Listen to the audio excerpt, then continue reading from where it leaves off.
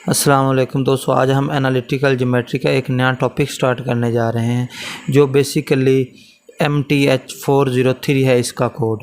दोस्तों ये एक इम्पोर्टेंट टॉपिक है। ये वर्चुअल यूनिवर्सिटी की फ़ाइनल टर्म स्टार्ट होने वाली है, तो उसके रिलेटेड मैंने चंद क्वेश्चन बनाए हैं और ये हर साल मोस्टली रिपीटेड भी हैं और हर टर्म के अंदर ये आए होते हैं। इन्हीं में से ही आपको MCQs भी मिल जाएंगे, शॉर्ट भी मिल जाएंगे और इंशाल्लाह 80% आपको लॉन्ग क्वेश्चन भी मिल जाएंगे। क्योंकि मैंने हर MCQs को, चूँकि इसके 4 ऑप्शन होते हैं, तो मैंने हर MCQs के हर ऑप्शन को डिटेल से डिस्कस किया और डिटेल से सॉल्व किया है, जिससे जिस तरह का मर्ज़ी क्वेश्चन आ जाए। तो मैंने हर किस्म का टॉपिक इसमें सॉल्व किया है, हर किस्म का फार्मूला इसमें मैंने सॉल्व करने की कोशिश की है, तो जिससे आपके जितने भी टॉपिक होंगे वो सारे इसी में ही क्लियर हो जाएंगे। तो अब हम स्टार्ट करते हैं। MCQs नंबर 1 है, वो क्या है?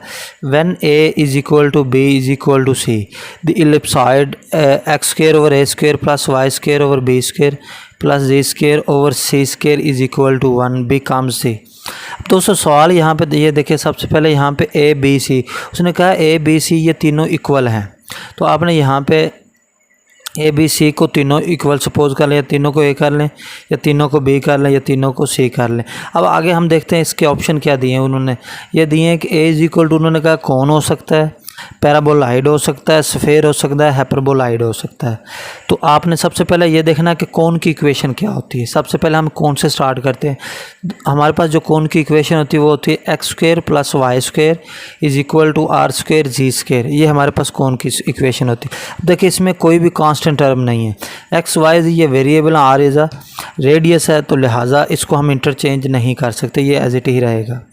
तो अब आगे हम चलते हैं सेकंड पार्ट पे। सेकंड क्या है इसका? पैराबोलाइड। अब दोस्तों सबसे पहले हम क्या करते हैं, हमारे पास पैराबोलाइड की इक्वेशन क्या होती है? X square over a square plus y square over b square is equal to z. यहाँ पे a is equal to b ये सेम होते हैं, तो लिहाजा मैं क्या करूँगा, बी की जगह पे ए रखूँगा, तो यहाँ x square over a square plus y square over a square is equal to z बनेगा। इन दोनों में से 1 ओवर ए स्क्वायर कॉमन आ जाएगा, ए स्क्वायर इधर डिवाइड हो रहा है, इधर जाके क्या हो जाएगा, मल्टीप्लाई। तो ये पैराबोलाइड की इक्वेशन आ गई। इसी पार्ट देखते हैं वो क्या है। वो है बेसिकली स्फेयर। उसने कहा कि स्फेयर हो सकती है। अब हमने क्या करना, सबसे पहले जो हमारे पास इक्वेशन एलिप्सॉइड की थी वो हम यहाँ पे मेंशन करेंगे। ए बी सी, यहाँ पे ये कंडीशन दी हुई कि तीनों इक्वल हो सकते हैं, तो आप क्या करेंगे, इनकी जगह पे इनकी वैल्यू पुट करेंगे, तो सभी में से ए स्क्वायर आएगा। तीनों में से 1 ओवर ए स्क्वायर कॉमन आ जाएगा, इधर डिवाइड और दूसरी साइड पे जाके क्या हो जाएगा, मल्टीप्लाई। अब देखिए कितनी आसानी से x square y square z square is equal to, basically ये तो एक इक्वेशन स्फेयर की बन गई। इसका मतलब यह है कि ये जो इक्वेशन बनी है, यहाँ पे क्वेश्चन भी यही था, दी इलिप्सॉइड भी काम, उसने कहा है कि जो इलिप्सॉइड है वो कौन सी इक्वेशन बना रही है, ये तो डायरेक्ट बना रही है, इस इक्वेशन ऑफ स्फेयर बना रही है। इसका मतलब है यही इसका सॉल्यूशन होगा। अब आगे हम फिर भी चेक कर लेते हैं डी को। हाइपरबोलाइड के x square over a square plus minus y square over b square minus a square over c square is equal to 1। अगर हम तीनों को सेम रखेंगे तो हमारे पास जो टोटल वैल्यू बनेगी x square plus minus y square minus z square is equal to a square. तो ये टोटल हमारे पास ये चीज़ बन जाएगी। ये कोई भी इक्वेशन नहीं बन रही, यानी कि बेसिकली सिंप्लीफाई किया तो ये हाइपरबोलाइड की ये वैल्यू आ गई है हमारे पास। स्फेयर की डायरेक्ट इक्वेशन ही बन चुकी है, इसकी भी ये वैल्यू आई है, इस तरह कोण की भी ये आई। इसमें जो मेन है हमारा, फिर ये जो इसका सोल्यूशन होगा वो बेसिकली स्फेयर होगा, क्योंकि ये डायरेक्ट इक्वेशन बन गई, equation of sphere. X square plus y square plus z square is equal to a का स्क्वायर। हम इसका जो सेकंड MCQ उसका डिस्कस करते हैं। If two tangents at the origin are imaginary then the origin. उसने कहा है कि अगर ओरिजिन पर जो दोनों टेंजेंट्स अगर वो इमेजिनरी हो तो उसका जो ओरिजिन होगा वो क्या होगा। अब देखें बेसिकली हमारे पास इसकी 3 कंडीशनें हैं। नोड, कसब, कॉन्जुगेट पॉइंट, इसका दूसरा नाम है आइसोलेटेड पॉइंट। अब यहाँ पे हम ज़रा डिटेल से इसको चेक। ये होता है कि अगर हमारे पास कोई रूट रियल और डिस्टिंक्ट आ जाएं तब वो नोड बनाते हैं। अगर कोई रूट्स हमारे पास कोइंसिडेंट या सिमेट्रिक फॉर्म में आ जाएं देन वो बनाते हैं कसब। कॉन्जुगेट पॉइंट आइसोलेटेड पॉइंट कब बनते हैं, जब उसके रूट्स इमेजिनरी आ जाएं। अब देखें यहाँ पे उन्होंने क्या है, if two tangents at the origin are imaginary. अब उसने मेंशन किया खुद, यहाँ पे इसके रूट जो हैं वो क्या आ रहे हैं, इमेजिनरी आ रहे हैं, लिहाजा इसका जो सोल्यूशन है वो क्या बनेगा, कॉन्जुगेट पॉइंट या आइसोलेट, बाज़ का क्वेश्चन में कंजुगेट दे देता, आइसोलेटेड नहीं देता, या कभी कभार आइसोलेटेड दे देता या कंजुगेट नहीं देता, दोनों में से कोई भी है, दोनों का मीनिंग एक है। तो इसका मतलब इसका जो करेक्ट आंसर होगा वो होगा सी। इसका एमसीक्यू नंबर 3 स्टार्ट करते हैं। क्या है?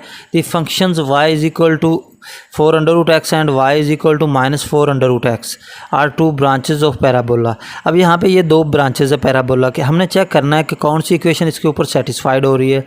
सबसे पहले हमारे पास दिया गया y square is equal 16x। देखिए सबसे पहले हम क्या करेंगे, इसका स्क्वायर रूट लेंगे, ऑन बोथ साइड दोनों तरफ लेंगे, तो डायरेक्ट ही हमारे पास वैल्यूज़ आ जाएगी +-4 अंडर रूट एक्स। अब देखिए जो हमें चाहिए था वो चीज़ बन चुकी है। तो अब हम आगे भी चेक कर लेते हैं। अब y square is equal to -4x, इन दोनों का स्क्वायर लेंगे तो क्या बनेगा +-2 अंडर रूट, ये हमारा सोल्यूशन नहीं है।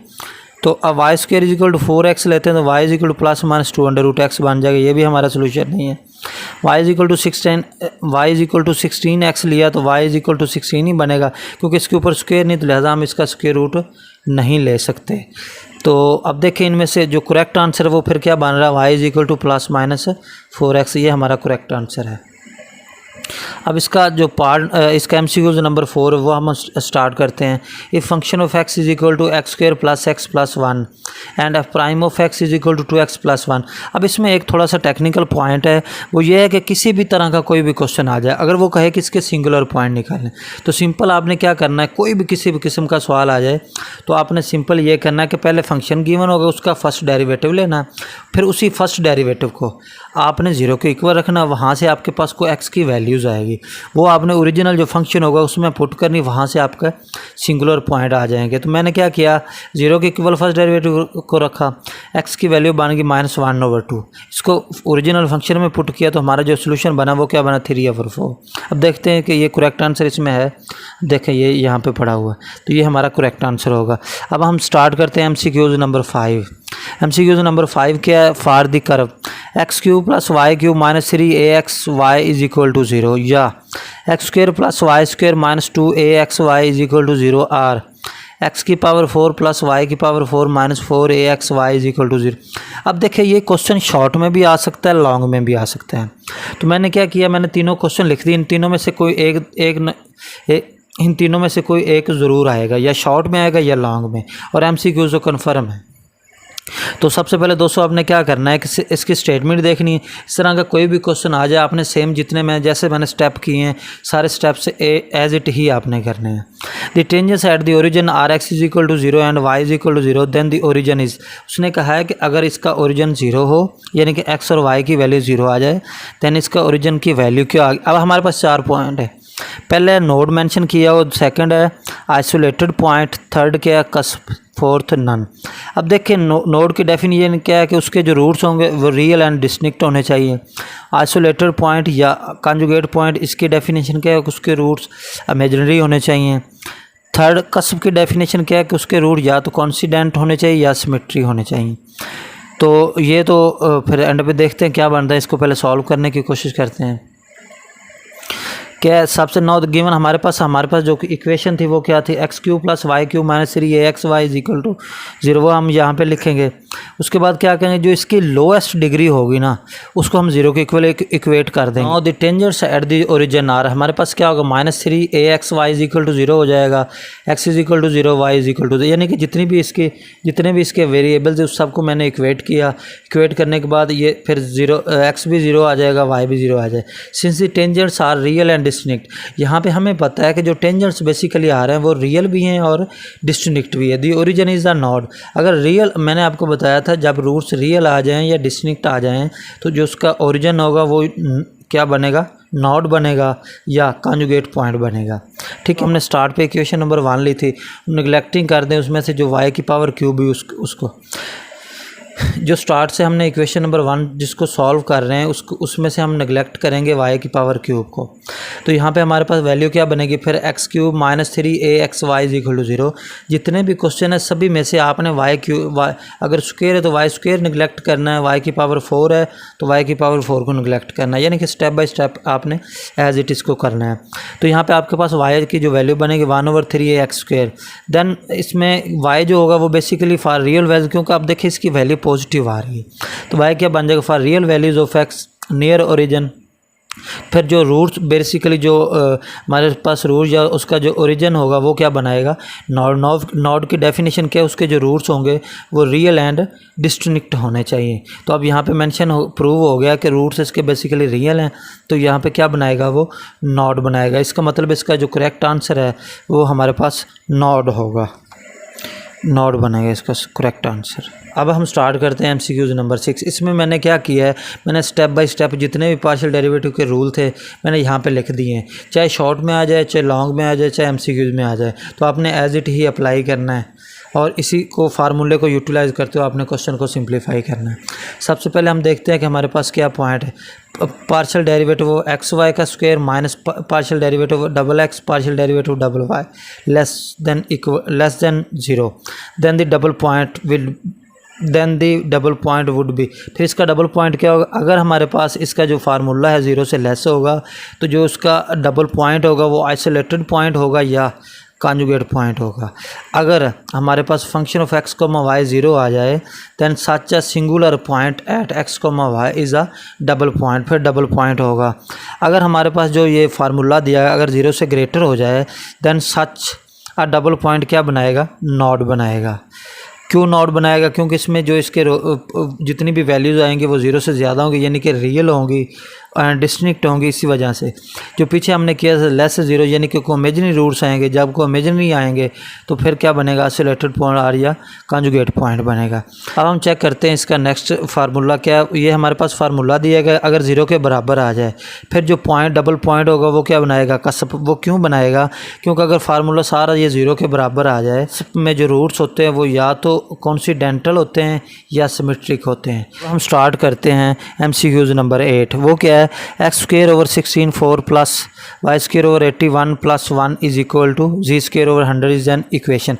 अब हम सबसे पहले चेक करेंगे कि जो हमारे पास ये जो इक्वेशन गिवन है, दी गई है, इसको पहले तो हम इसकी तरतीब लगाते हैं, ये है क्या।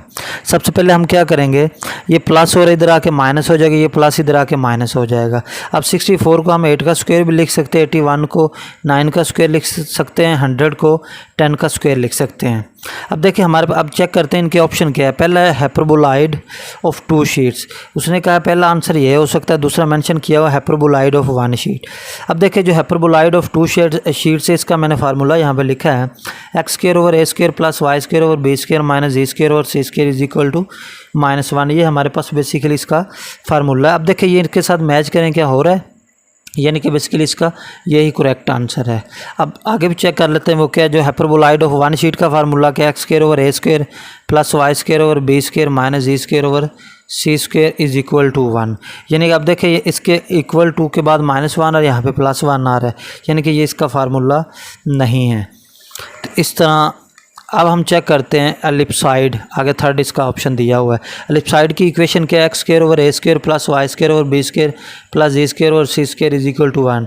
यानी कि ये भी हमारे पास इसका सोल्यूशन नहीं होगा। तो इसका मतलब इसका जो एक्यूरेट सोल्यूशन बनेगा वो हाइपरबोलॉइड ऑफ 2 शीट्स बनेगा, क्योंकि बिल्कुल इसके साथ मैच हो रहा है। हम स्टार्ट करते हैं MCQs नंबर 9। वो क्या है, which of the following is related to the surface of sphere. अब मैंने काफ़ी इसके ऊपर डिटेल से चेक किया है, तो बेसिकली ये चेक करते हैं सबसे पहले कि स्फेयर क्या होती है। अब इसके आगे ऑप्शन देखते हैं वो क्या हैं, स्फेरिकल ज्योमेट्री है, प्लेन ज्योमेट्री है, सोलिड ज्योमेट्री है। ये हमारे पास इसके ये हमारे पास इनके ऑप्शन दिए गए हैं। सबसे पहले हम ये चेक करते हैं स्फेरिकल ज्योमेट्री की डेफिनेशन क्या है। Any 2 points can be joint by a straight line. हमारे पास कोई 2 स्ट्रेट लाइन हो सकती है, यहाँ पे हमने एक ले ली, एक यहाँ पे ले ली। अब क्या करेंगे, ये यहाँ पे ये आपस जब मीट करेंगे तो यहाँ पे एक इधर से पॉइंट और एक इधर से पॉइंट, जब ये आपस में मीट करेंगे फिर यहाँ पे क्या बनेगी, स्फेरिकल ज्योमेट्री। अब सेकंड हम चेक करते हैं प्लेन ज्योमेट्री क्या होती है। ये बेसिकली 2 डायमेंशनल फिगर होती है। तो इसकी जो बेसिक एग्जांपल है वो ये है कि एंगल हो सकता है, क्योंकि 2 एंगल जब आपस में तब बनते हैं जब 2 लाइंस आपस में इंटरसेक्ट करती हैं। इस तरह सर्कल हो गया, ट्रायंगल बन गई। आगे जो सोलिड ज्योमेट्री वो क्या है, बेसिकली जो सोलिड ज्योमेट्री होती है वो 3 डायमेंशनल फिगर होती है। इसकी बेसिकल जो शेप होती है, shape of a sphere is round की शक्ल में होती है and it does not have any faces. इसका कोई किसी किस्म का फेस नहीं होता। This sphere is a geometrical 3 dimensional solid having a curved surface होती है। A sphere does not have any flat surface vertex edge, यानी कि यहाँ पे कह रहा है कि जो सरफेस है ना बेसिकली वो फ्लैट नुमा नहीं होती, वर्टेक्स नुमा नहीं होती और एज नुमा नहीं होती। ये किस किस्म की होती है, इसकी एग्जांपल हमारे पास दी गई है। क्यूब्स की शक्ल में होती है, सिलेंडर की शक्ल में होती है या क्यूबाइड की फॉर्म में होती है। तो अब देखिए बेसिकली जो इसका सलूशन है वो फिर ये बनता है हमारे पास सिंपल डायरेक्ट सॉलिड ज्योमेट्री। क्या बन रहा है, क्योंकि ये बेसिकली 3 डायमेंशनल फॉर्म है। तो यहाँ पे भी उन्होंने यहाँ पे डिस्कस किया हुआ है this sphere is a geometrical 3 dimensional solid having a curved surface. अब इसका एमसीक्यूज नंबर 10 हम डिस्कस करते हैं, वो क्या है। अब जो इसका एमसीक्यूज नंबर 10 है वो ये है कि to discuss the nature of a double point we have to calculate the. यहाँ पे हमने सिंपल डबल पॉइंट की नेचर चेक करनी है। अब देखते हैं डबल पॉइंट क्या होता है। बेसिकली डबल पॉइंट की 3 काइंड्स होती है। वो सबसे पहले क्या है, नोड्स। नोड कैसे बनती है, डबल पॉइंट कब बनती है, जब हमारे पास जो टेंजेंट्स हैं वो बेसिकली रियल आ जाए एंड डिस्टिंक्ट आ जाए तब नोड बनती है। सब डबल पॉइंट कब बनती है, उस वक्त बनेगी अगर हमारे पास जो रूट है वो आइडेंटिकल या सिमेट्रिक फॉर्म में आ जाए। आइसोलेटेड पॉइंट और कंजुगेट पॉइंट कब बनेंगे, अगर हमारे पास जो टेंजेंट्स हैं वो बेसिकली इमेजिनरी आ जाएं तो हमारे पास आइसोलेटेड पॉइंट या कंजुगेट पॉइंट बनेगा। तो इसका जो करेक्ट आंसर है वो हमारे पास टेंजेंट्स। अस्सलाम वालेकुम। अगर आपको मेरा लेक्चर आपको आज का लेक्चर पसंद आया तो आपने सब्सक्राइब को ज़रूर करना।